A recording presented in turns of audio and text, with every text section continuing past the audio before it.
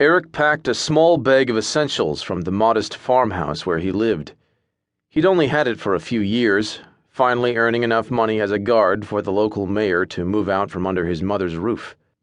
He wasn't a particularly adept guard, in truth. The goblins had slipped by and taken Gabrielle no fewer than 3 times on his watch. In fact, were it not for his and Gabrielle's childhood friendship, the mayor likely would have dismissed him long ago. Thankfully, the mayor knew his daughter had few friends, so he'd deigned to keep Eric on the payroll, quasi-ineptitude and all. Eric slung the knapsack over his shoulder and adjusted his armor. He was already exhausted. Sleep had eluded him the night before thanks to his bone-quaking levels of worry.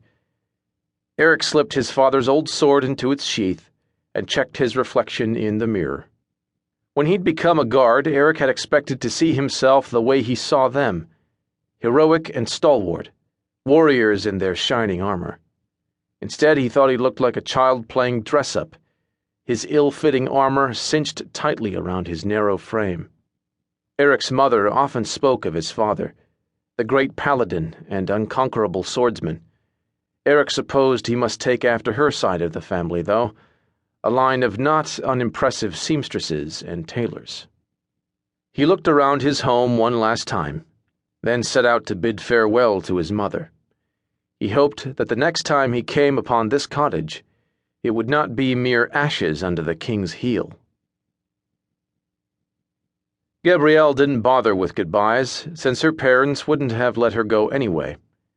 It was all well and good for men to strike out alone, but there was no way her family would tolerate a lady leaving her father's homestead before marriage. She packed a sack of rations and changed into her horse-riding outfit once morning broke over the horizon. After breakfast, she gave her mother a hug and her father a kiss, and told them she was going to spend the day riding the horses. Gabrielle adored riding, and she often went late into the night with her equine friends. When she didn't come home, they'd be annoyed but not worried. It wouldn't be until the next morning that they'd suspect she might not be returning. A stray tear may have slipped from Gabrielle's eye as her steed broke into a gallop.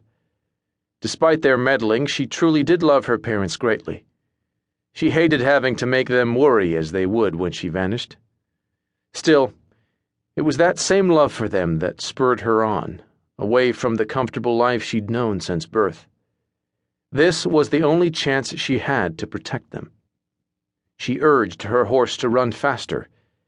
Gabrielle was not one to linger on sadness or hard decisions, so she raced forward as fast as she could to meet her future.